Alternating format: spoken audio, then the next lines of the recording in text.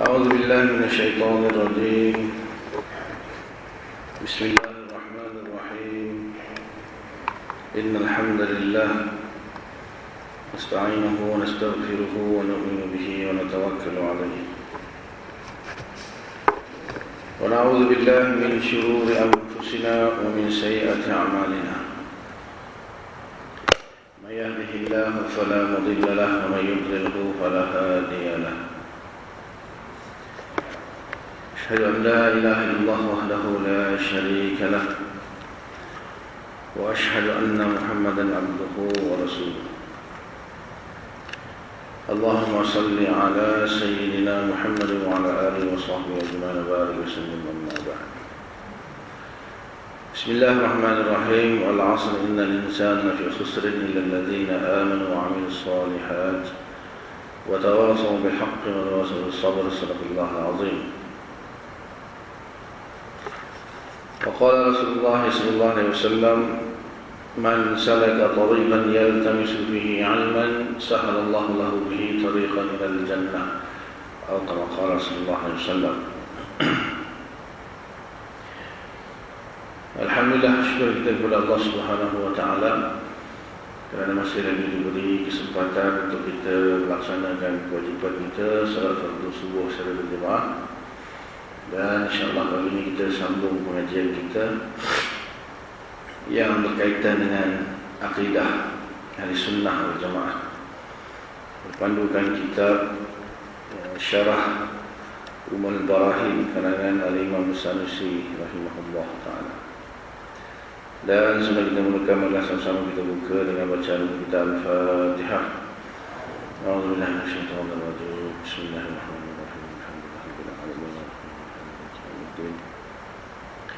إياك نعبد وإياك نستعين اهدنا الصراط المستقيم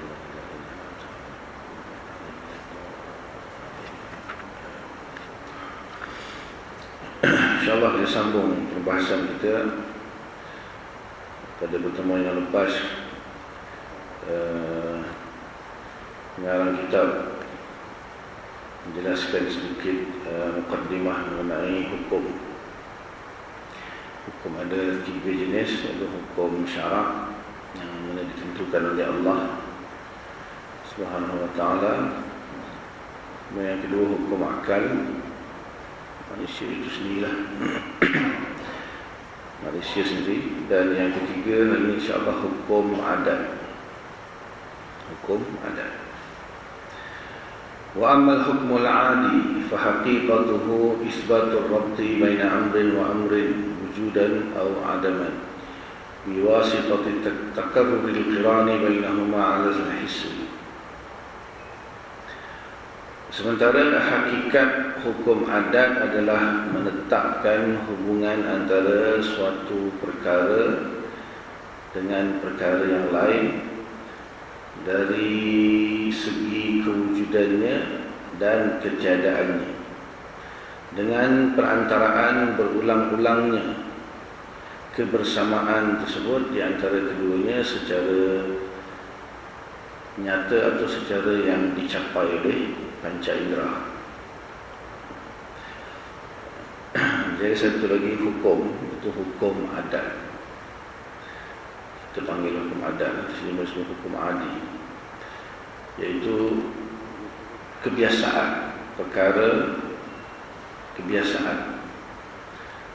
So, hukum adat ini termasuk di bawah perkara-perkara yang mungkin yang telah ditetapkan oleh Allah sebenarnya. Semuanya daripada Allah Ta'ala. Semua yang menilai ini di sini adalah manusia juga, cuma dengan perantaraan panca indera dia.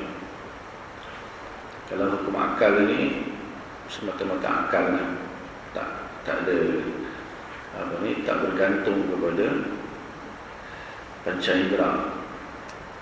Tapi di hukum adat ini dia pergantungannya kepada panca indera, seperti melihat, mendengar, menghidu, merasa dan sebagainya lah. Dan dia ni, perkara ini dia berlaku secara berulang-ulang sehingga adat akan menghukumkan sesuatu hukum ke atasnya. Contohnya makan kenyang. Kita hari-hari makan, kita tahu dia akan kenyang. So secara adatnya makan kenyang. So, kalau orang makan tak kenyang-kenyang kita pelik. Ini luar biasa, menyalahi hukum adat. Api panas, itu hukum adat. Tapi ada orang kata api tak panas, aku boleh pegang.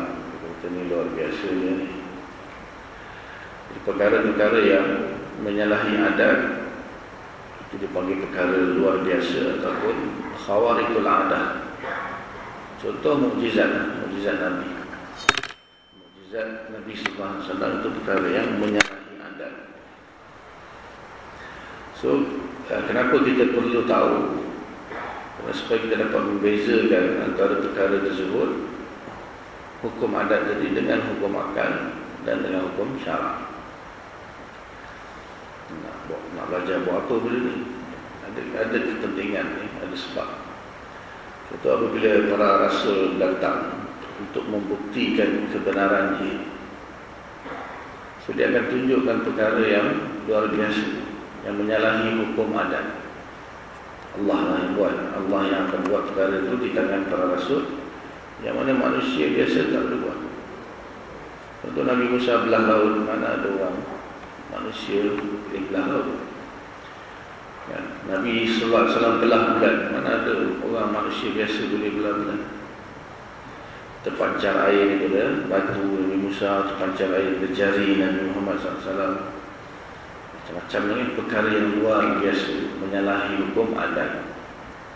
Maka itu menjadi suatu dalil bahawa apa yang didakwa oleh Rasul tadi adalah satu kebenaran.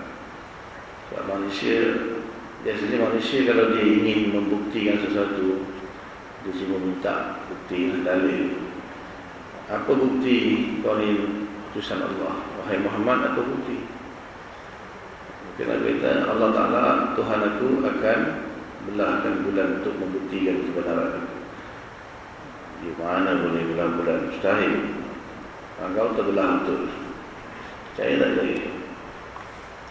Jadi hukum adat ini selain daripada untuk kegunaan kita lah, kehidupan kita sehari-hari, kita bergantung pada hukum adat. Itu dalam saintifik dia mengatakan Allah sama dengan cause and effect. Jadi kita pakailah dalam kehidupan kita. Berkaitannya dengan akidah, dia ada peranan. Dan contohnya bila Allah kata afala yanzuruna ila al-ibili kaifa khuliqat, misalnya afala yanzuruna ila as-sama' fawqahum kaifa banainaha. Apakah kamu tidak melihat kepada unta macam yang kami ciptakan, ada gunung, langit, bumi dan sebagainya. Wa fi anfusihim afala tubsirun. Itu kena guna mata, kita tak nampak. Sebelum kita berfikir, kita tengok dulu. Atau kita, Nabi-Nabi datang membawa wahyu, dia kena dengar. Sama lah kuliah-kuliah pun kena dengar, kan? Lau kunna nasma'u au naqilu ma kunna fi ashabis sa'ir. Ahli neraka kata apa? Kalau Allah kami dengar atau kami fikir, dah tentu kami akan berada di neraka sa'ir. Surah Al-Mulk kan, setiap malam baca. So itu as-sam'u itu kepada panca indera. Walaupun bukan setakat itulah, kalau dengar saja masuk ke kanan keluar tinggi, tak ini juga. Dia kena fikir dan lepas tu. Dia kata au naqil, guna akal pula. So itu hukum adat. Dan insyaAllah kita sama sikit lagi baca, nanti dia bagi contoh-contoh ya. Misal zalika al-hukmu 'ala an-nari bi annaha muhriqatun.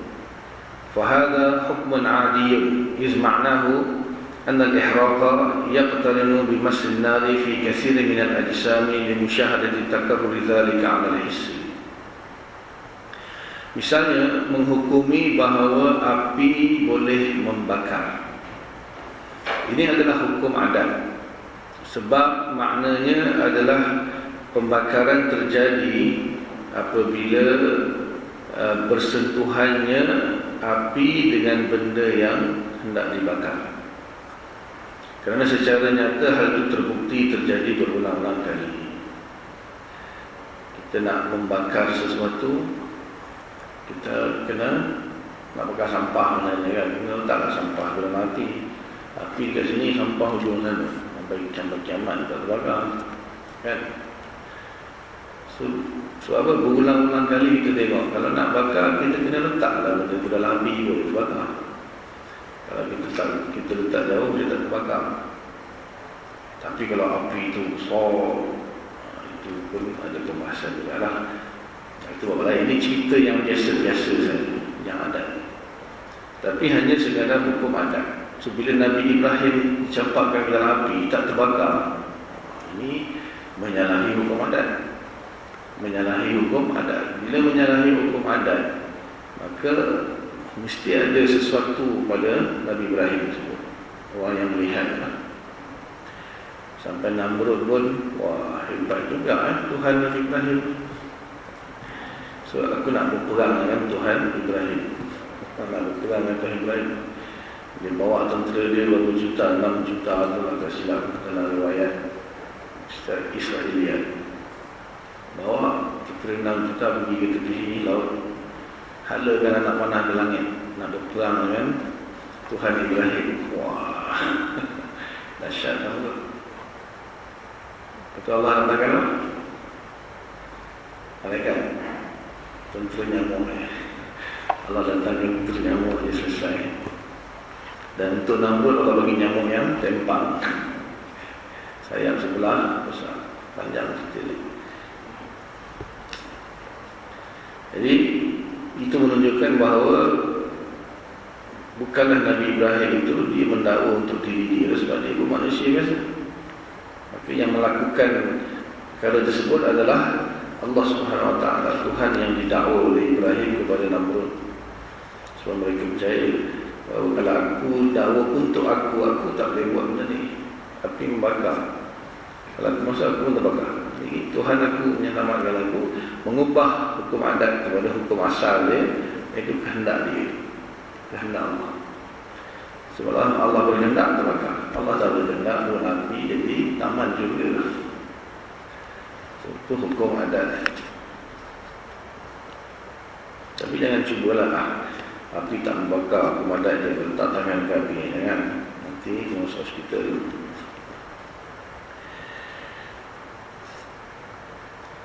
وليس معنى هذا الحكم أن النار هي التي أثرت في الإحراق ما مسته مثلا أو في تسخينه، إذ هذا المعنى لا دلالة للعادة عليه أصلا، وإنما غاية ما دلل عليه العادات الاقتران فقط بين الأمرين.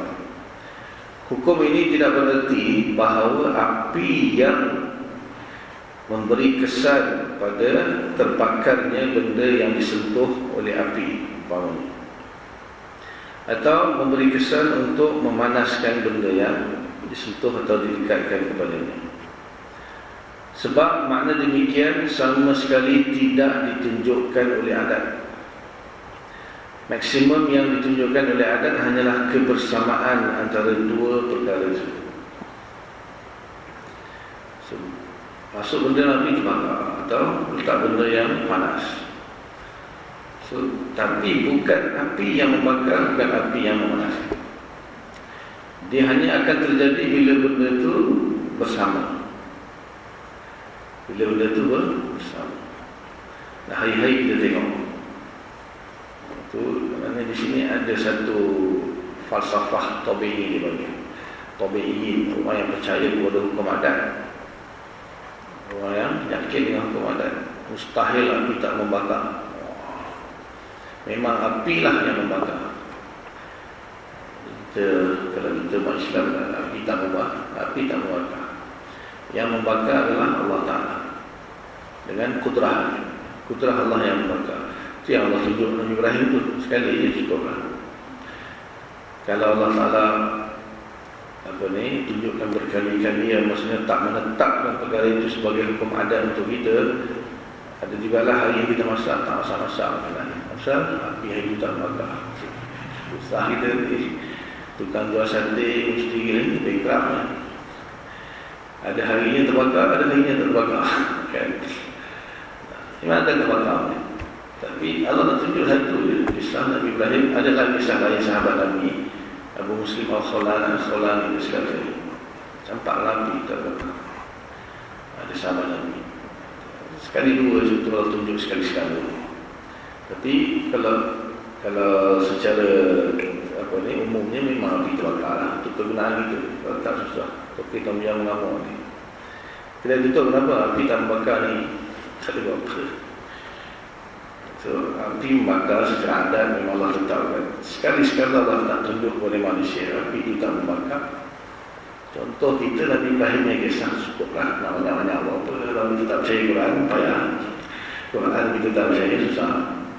Cukup satu kisah Nabi Ibrahim memahamkan kita yang membakarkan api tadi kudrah Allah Ta'ala, Allah Subhanahu Wa Ta'ala sendiri yang maha berkuasa.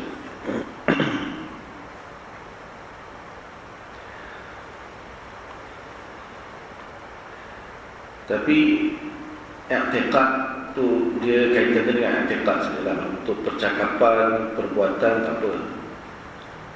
Makan tak mengenyangkan, air tak menghilangkan haus, api membakar, itu i'tiqad, pegangan kita, keyakinan kita. Tapi percakapan, makan, lapar je makan, kau ni syirik. Makan tak mengenyangkan, Allah mengenyangkan, itu salah, itu terlebih hakikat. Pada makam perbualan, makam praktikal kita buat macam biasa. Api membakar. Yang di sini keyakinan. Amma ta'inu fa'ili dhalika falaysa lil'adah fihi madkhalun wala minha yutalaqqa ilmu dhalik. Adapun penentu faktor yang membakar sesuatu benda itu, maka adat sama sekali tidak terkait dengannya dan tidak boleh diketahui daripadanya. Ini Allah. Wa qis ala hadha sa'ir al-ahkam al-'adiyah ka kauni at-ta'ami mushbi'an wal ma'i murwiyan wash-shamsi mudhi'atan was-sikina qati'atan wa nahwi dhalika mimma la yanhasib. Maka kiaskanlah seluruh hukum-hukum adat bagi hukum-hukum adat ini, seperti makan mengenyangkan, air menghilangkan haus, matahari bercahaya, pisau memotong dan yang seumpamanya daripada perkara-perkara yang tak terbatas. Semua sekali. Nabi Ibrahim dua kisah kan. Satu, api tak membakar, pisau tak memotong. Nabi Ismail itu dibaringkan di tempat sembelihan tu, sembelih, tak sanggup dia tutup mata dia, ikat, tutup mata, tak sanggup tengok sembelih anak sendiri. Bukan tipu-tipu ya. Asah pisau sampai tajam dan lalukan pisau yang tajam itu di leher Nabi Ismail. Betul sembelih betul, tapi pisau tadi tu dia dan ditekan, dia bukan acak-acakan. Allah nak uji dia. Dia buat apa? Baru balik 8 tahun, tinggalkan Nabi Ismail dengan Siti Hajar di padang pasir Mekah tu.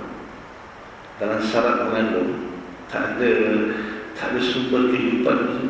8 tahun pergi, perintah dengan Allah pergi dakwah. Balik mayang macam mana, apalah jadi dengan anak aku ni. Rindu betul lah. Sampai-sampai Allah kata sembelih. Sampai-sampai terus sembelih. Itu macam mana ni? Nabi sembelih. Sembelih talut. Ditekan talut. Itu Jibril datang. Dulu sekian. Tukar, ada kambing sebelah. Lepas ditukarkanlah kambing itu dengan Nabi Ismail, sembelih kambing. Bukan masa sembelih itu tiba-tiba Ismail jadi kambing kan. Kisah itu tak betul. Sembelih betul. Tapi takluk pisau itu tak takluk. Allah bukan langsung sembelih anak. Tak tengok kan anak Nabi Ibrahim. Selepas Nabi Muhammad, Nabi Ibrahim yang paling tinggi bukan besar ujian dia. Allah tak suruh kita sebenarnya anak pun. Kalau kita kena uji untuk ambil lah. So itu hukum adat mengenai semua perkara lah, makan, mengenyangkan, pisau tak memotong dan sebagainya. Wa innama yutalaqqa al-ilmu bi fa'li hadhihi al-athar al-muqaranah li hadhihi al-ashya' min dalil al-'aqli wal-naqli. وقد أطبق العقل والشرع على انفراد المولى جل وعلا باختراع جميع الكائنات عموما لأنه لا أثر لكل ما سواه تعالى في أثر ما جملة وتفصيلا. Pengetahuan tentang faktor yang mempengaruhi dan yang mengiringi beberapa perkara tersebut hanya dapat diketahui dengan hukum akal dan hukum naqal, hukum syarak dari aqli dan dari naqli. Sementara akal dan syariat telah sepakat atas tersendirinya Allah Subhanahu Wa Taala dalam menciptakan segala perkara yang wujud secara umum. Sebab tidak ada kesan, ini kemampuan untuk menciptakan bagi apa pun selain daripada Allah Subhanahu Wa Taala, baik di dalam menciptakan sesuatu perkara secara global atau secara terperinci. Jadi hukum syarak dan hukum akal mengatakan tak ada sesuatu pun selain Allah yang boleh memberi kesan. Innallaha ala kulli syai'in qadir. Itu ayat Quran. Akal kata macam mana? Itu nanti kita bahas secara akal nanti dalam sifat qudrah. Dalam sifat qudrah akan dibahaskan secara panjang lebar hukum akal yang mengatakan selain daripada Allah Ta'ala tak memberi kesan langsung, walaupun manusia sendiri atau malaikat. Kalau secara syarak dilarang, innallaha ala kulli syai'in qadir. Tapi dia bahkan muncul fahaman-fahaman yang berbeza lah dalam Islam sendiri, dalam bab ni. Ada yang mengatakan manusia mampu memberi kesan. Tapi teori dia tu agak boleh diterima akal juga, tapi sebenarnya hakikatlah salah. Tapi bahkan itu majoriti manusia percaya benda itu, tapi sebenarnya tak betul. Sebab bercanggah dengan nas, bercanggah dengan Quran. Iaitu dia kata Allah memberikan manusia kudrah, manusia gunakan kudrah itu untuk memberi kesan. Ada logiknya, tapi tak boleh. Sebab bercanggah dengan nas. Nas innallaha ala kulli syai'in qadir. Wallahu khalaqakum wa ma ta'malun. Allahu khaliqu kulli syai'. Kullun min 'indillah. Canggah dengan syarak. Tak mungkin. Tak mungkin. Itu nanti ada pembahasan panjang.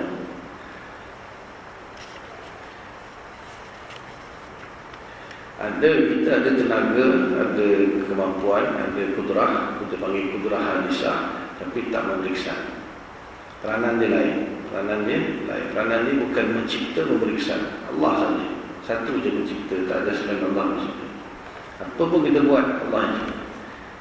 Tapi dia punya falsafah itu nanti kita bahas. Kudrah kita tu peranannya kat mana? Kita ada kudrah. Sebab kita, kalau tak ada kudrah, kita tak ada. Jom tak ada kudrah, tak ada kemampuan. Kalau kita boleh mencipta, semua benda kita boleh buat. Kenapa kita ada benda kita boleh buat, ada benda kita tak boleh buat? Dan kalau kita betul-betul boleh mencipta, kenapa hanya terbatas kepada sebagian benda saja? Kenapa tak boleh buat semua? Cuba angkat gunung, angkat batu biji boleh, batu bata sebiji, 2 biji, 3 biji boleh. Batu bata 1 lori boleh tak? Kenapa yang ni boleh, yang tak boleh? Kalau manusia boleh buat, dia boleh buat semua. Kenapa dia terbatas? Selepas tu, perbuatan yang dia buat itu, dia tahu buat perincian. Kita makan. Sekali makan, tengah hari berapa kali suap? Sekali suap berapa putih nasi? Berapa kali kunyah? Tahu tak? Siapa boleh tahu? Itu bukan fa'il hakiki. Itu bukan fa'il hakiki. Allah, dia buat semua, dia tahu semua. Tapi kita tak pergi pula kepada Jabariyah. Nanti ini Muhammad Jabariyah ni. Jabariyah dia ada dirinya kepincangan dia. Yang satu lagi itu Qadariyah, kata manusia buat. Itu pun ada kepincangan dia. Ahli Sunnah wal Jamaah di tengah-tengah. Di tengah-tengah. So antara kudrah Allah dengan kudrah manusia itu macam mana dia bekerjasama, itu nanti kita bahas dalam sifat kudrah insya-Allah. Betul, kita kena tahu ni hukum akal kata apa, hukum syarak kata apa, hukum akal kata apa, hukum adat kata apa. Syarak dengan akal semakan. Selalunya adat yang banyak menipu kita. Adat ni yang banyak menyebabkan orang dia bila terkongkong dengan hukum adat, dia sesat. Dia boleh sesat. Penting kita tahu. Kalau kita nak tengok sesuatu, kalau kita nak tengok sesuatu benda, apa syaratnya? Kita nak melihat sesuatu benda, apa syaratnya? Yang pertama, benda tu mesti muqabalah dengan kita, duduk depan kita, kan? Untuk saya duduk depan, kalau saya duduk belakang, tak nampak. Mesti benda yang dilihat mesti ada dekat depan kita. Dan bila dia ada di depan ni, dia mengambil ruang, berarah depan, mengambil ruang, dan kena ada cahaya. Kalau gelap gelita nampak, alah cahaya putih, mana nampak? Betul? Betul? Betul? Itu hukum adat. So besok kita nak menengok Allah besok di akhirat macam mana? Allah kena ada depan kita. Allah kena mengambil ruang, kena ada cahaya, gelap tak nampak. Orang yang terkongkong dengan hukum adat, terbelenggu dengan hukum adat, dia mesti kan? Tadi kata Allah bila kita kata Allah tak ada tempat, mana boleh? Nabi pergi Mi'raj jumpa siapa? Naik 29 kali jumpa siapa? Kita di situ besok tengok Allah, tengok apa? Allah tak bertempat, tak berruang, tak berjisim, tak berarah. Itu kita tengok dia. Itu tak hukum adat. Dia fail dalam membezakan antara hukum adat dengan hukum akal dan hukum syarak. So jadi dua kelompok. Satu kata, oleh sebab itu Allah tak berjisim, tak bertempat, tak berarah, maka kita tak boleh tengok Allah sama sekali. Itu satu hal. Sebab kita tak boleh, kalau tengok mesti Allah bertempat. So Allah tu tak ada berarah, tak berjisim, tak bertempat. So tak boleh tengok Allah. Itu Mu'tazilah. Tak boleh tengok Allah. Quran kata itu makna dia lain, makna dia melihat mereka wujuhun yawma idzin nadhirah ila rabbiha nazirah. Wajah berseri-seri di kepada Tuhan mereka melihat. Bukannya bukan lihat Tuhan, lihat nikmat Tuhan. Dia pusing ayat, dia takwil ayat. Istilah dia takwil ayat. Kalau yang satu lagi pula Mujassimah, dia kata mestilah Allah ke depan. Tidak, macam mana kita nak tengok? Itu semua jahil, tak tahu beza hukum syarak, hukum akal, hukum adat. Manusia bila terkongkong dengan hukum adat, banyak kesilapan dalam akidah. Banyak kesilapan dalam akidah. Sebab itu bila Nabi Ibrahim, Nabi Muhammad, sihir, betul. Tak ada cahaya yang Allah buat. Sihir. Cahaya sihir. Orang tu boleh faham hukum syarak dan hukum akal dan hukum adat, boleh bezakan, tak ada masalah. Kenapa Allah mesti kalau nak memperlihatkan dia kepada kita, dia mesti ada depan? Mesti kan? Kita tengok orang dalam mimpi, kita tengok kan, jumpa seseorang dalam mimpi, nampak jelas. Buat apa? Sampai basah kain. Betul? Orang yang kita nampak dalam mimpi ke, atau benda yang kita nampak dalam mimpi itu, dia kat mana? Depan kita. Bertempat kan? Berruang kan? Ini contoh kan? Contoh.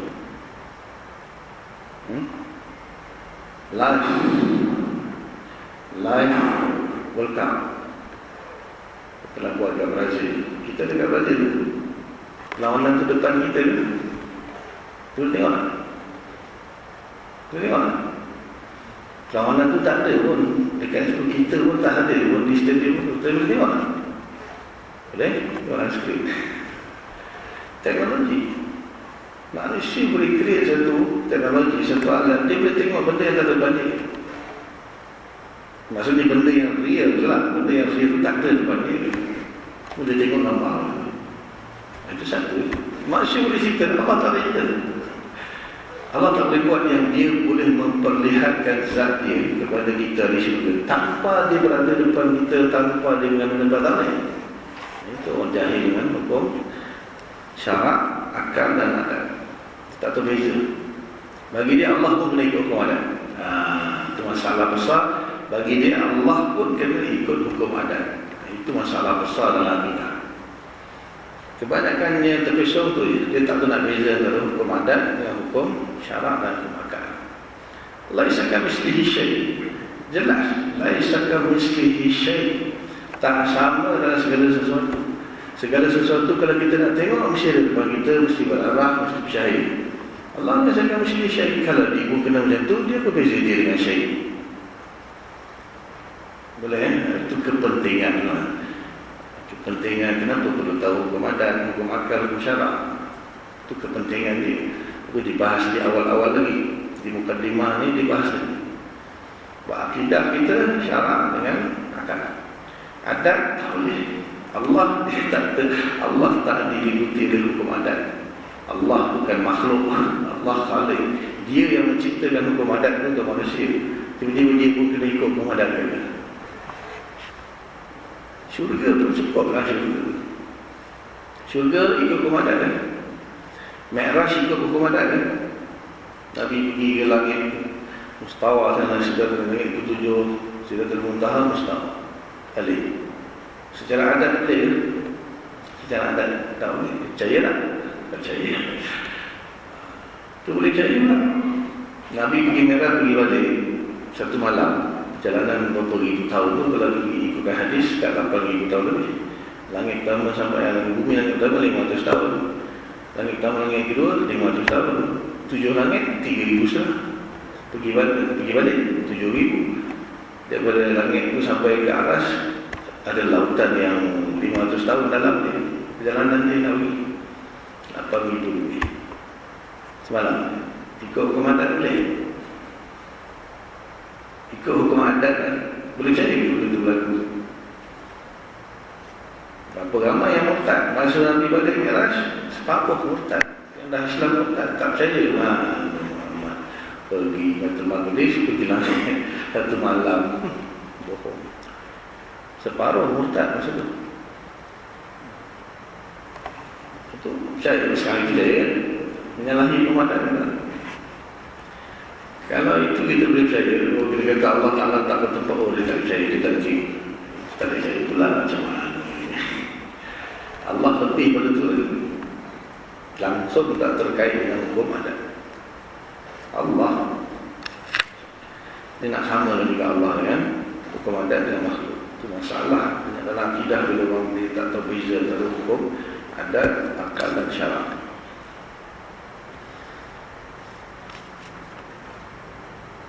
Boleh ya? Sikit lagi. Waqad ghalata qauman fi tilka al-ahkam al-'adiyah faj'aluha aqliyatan wa asnadu wujud kull atharin minha lima jarrat al-'adatu annahu yujiduhu ma'a imma bi-tab'ihi aw bi-quwwatin aw da'at fihi fa asbahu qad ba'u bihawsin damimin وبدعة شنيعة في أصول الدين وشرك عظيم لا حول ولا قوة إلا بالله العلي العظيم. Sungguh segolongan kaum telah salah memahami hukum-hukum adat, menganggapnya sebagai hukum akal dan menyandarkan wujud setiap kesan dalam permasalahan tersebut pada sebab yang biasanya wujud bersama dengannya.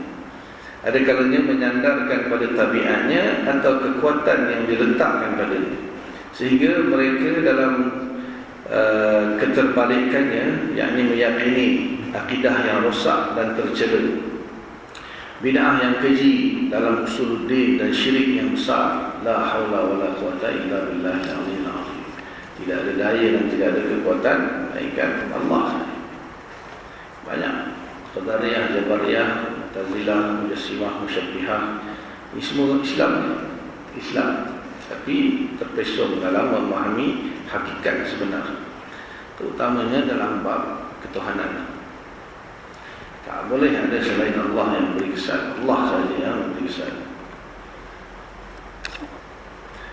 Manusia ini diperasan dia memberi kesan. Tapi kita bukan Jabariyah. Jabariyah ni dia punya impact dia, natijah dia apa, buat maksiat pun Allah. Itu masalah dia. Semua Allah buat. So buat maksiat pun Allah. Buat maksiat pun Allah buat. Kenapa kongsi? Allah. Kenapa berzina? Allah yang buat. Itu Jabariyah. Itu Jabariyah. Kita tak. Kita bukan Jabariyah. Kita ada pembahasan panjang agak rumit baru. Nanti insyaAllah karena sifat kebenaran. Nas'aluhu subhanahu wa ta'ala an-najata ila al-mamati min mudillatil fitan wa murur zahiran wa batinan ala ahda sunanin bijahi sayyidina Muhammad sallallahu alaihi wasallam. Aku memohon keselamatan daripada fitnah-fitnah yang menyesatkan dan mendominasi petunjuk sunnah secara zahir dan batin kepada Allah dengan wasilah daripada Rasulullah sallallahu alaihi wasallam. Wallahu a'lam. Cukup dulu, insyaAllah nanti kita sambung bulan depan. Ada soalan setakat tu? Ada soalan nak ditanya?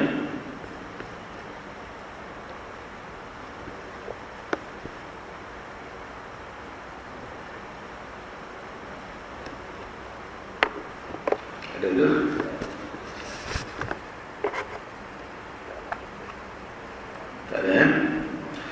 Jadi sejak dulu apa yang baik kepada Allah Subhanahu Wa Taala, apa yang tak baik kelemahan saya lah, minta ampun kepada Allah, minta maaf kepada semua.